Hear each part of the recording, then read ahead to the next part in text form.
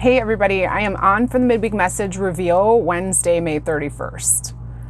Welcome to a week that should feel a little less pressurized.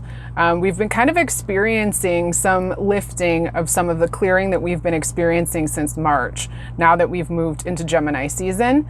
And on Thursday, the 1st, we will be out of Mercury retrograde shadow period, which means that we've kind of come full circle and are in a place where communication should feel a bit more fluid, where energies around things that you've been wanting to get done, you can actually see the pathway ahead.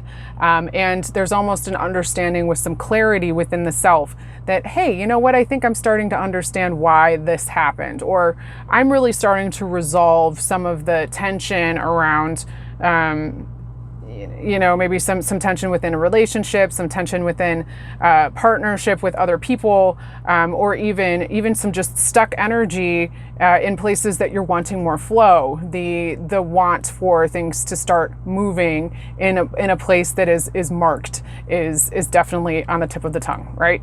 Okay, so we do have a full moon coming in Sagittarius on the 4th that is going to be expansive and really allow for us to kind of offload the last bits of what we've been through this bit of a squeeze as we've moved into this energy of late.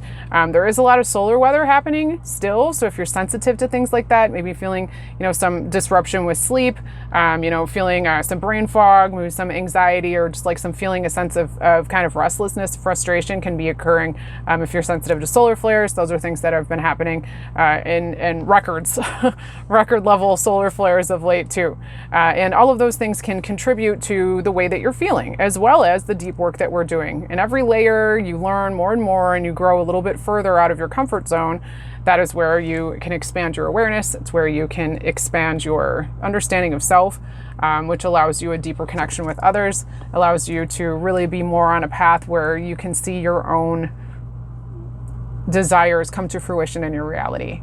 And that's where we want to get to. We want to get to a place where we understand that there is no separation, that we are part of everything, and that we are the ones who stand in our own way, and how to move slightly out so we can experience all of the things that we've kind of blockaded from ourselves. Okay, so the cards this week, I really wanted to focus on, what are some things that are some messages that are leaning into the energy of what we can do next, and some things that we might want to offload with the full moon coming up on the 4th in Sagittarius. Sagittarius is a fire sign that is really looking for the macro of things, the teacher, the sage, the explorer, the wanderer. And with the energy of that macro view, where you can really kind of zoom out and see the bigger picture, it will allow you to release more, in a sense that will make more room down the road for the things that you're really wanting to bring into your experience. Okay, so I'm just going to jump into the cards here. So group 1, card 1, the card is Take Risk. Okay, and this is a mountain goat perched here atop this kind of craggy mountain that also kind of has Lemurian crystal vibes in my mind. And I can't help but see this as the full moon, a moon of sorts, even though it might be more of a sphere earth realm. Mountain goats are precarious leapers. They can jump, they can hang. They are the goats of all time, the greatest of all time. They are not afraid to take a leap, to take a jump, and they can hang barely on the edge of a foothold. Where is it, one, that you are in the same position, where you've been kind of holding space, clinging to the edge of something, a precipice even, where you know that if you were to make a step, you could reach, you could pass the crevice, you could jump the chasm, right? You could get to the other side of something, or you could change your scenery even. My nose is really itching here, so that feels really right to me. Where is it that you're ready to take that risk, to take the leap, to lean into a space of bravery and courageousness? What do you need to let go in order to make that more possible for you? And that's really kind of the message here.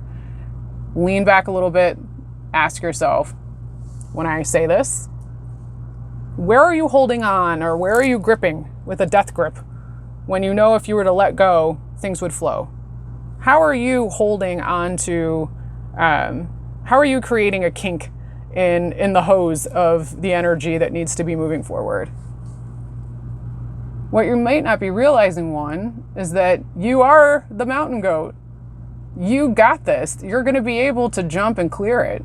You're going to be able to make the move and not falter, fall or falter. You're going to do just fine. But it's going to require you to move outside of your comfort zone. And, you know, comfort is unfortunately where growth cannot happen. That's not to say that we don't seek comfort or that we don't want comfort or that comfort is a bad thing, because it definitely isn't. It's just there's a time and place for it. And you've been hanging in a space that you're ready to leave for the sake of the comfort. And a lot of it is because you know that change is inevitable. Change is going to be the thing that will literally upend a lot of what you're wanting to see a change in. But it really hinges on you and your movements. I'm feeling a lot here in the chest here with you, one. And, you know, I send a lot of love to you because it's a scary thing to make a leap, to take a risk, to acknowledge that you're the one holding yourself back. But now is a good time for you to consider moving forward and to do the thing. Do the thing. You will catch yourself. You will find another foothold. And just like life, you will reach a point where that too will become old. It will become not as interesting, and you'll be ready to leap to another platform, and you will catch yourself. So do it. All right, 2. If you chose 2, your card is the Wilding.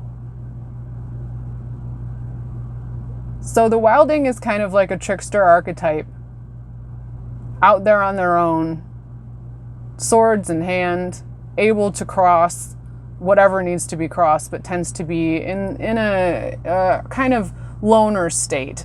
Stays out of the confines of relationship with others, friendships with others.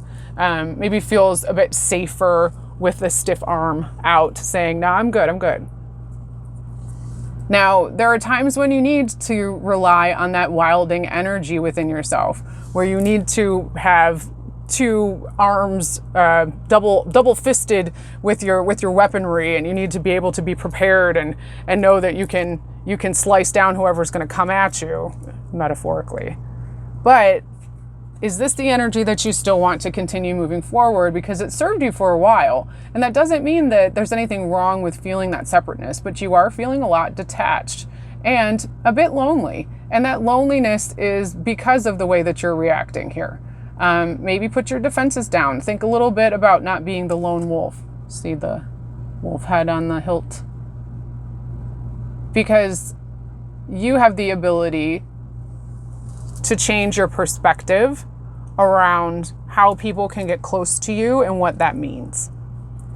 In the past, this behavior was triggered by a situation that made you feel vulnerable, made you feel unable to take maybe care of yourself, or unable to recover in a way that maybe you expected with the assistance of other people helping. And that kind of puts you in a place where you're up in arms.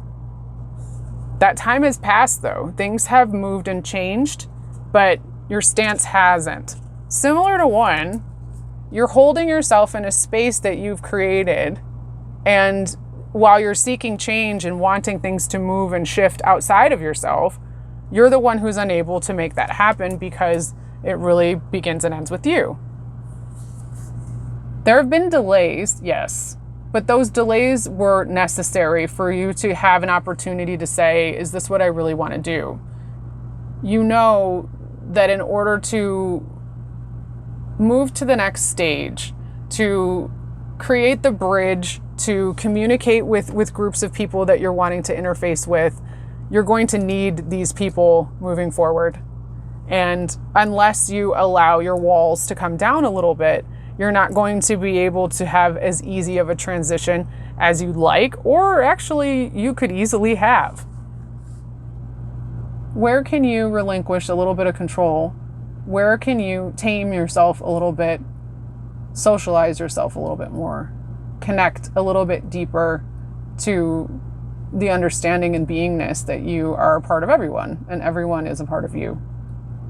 You don't need to be so defensive.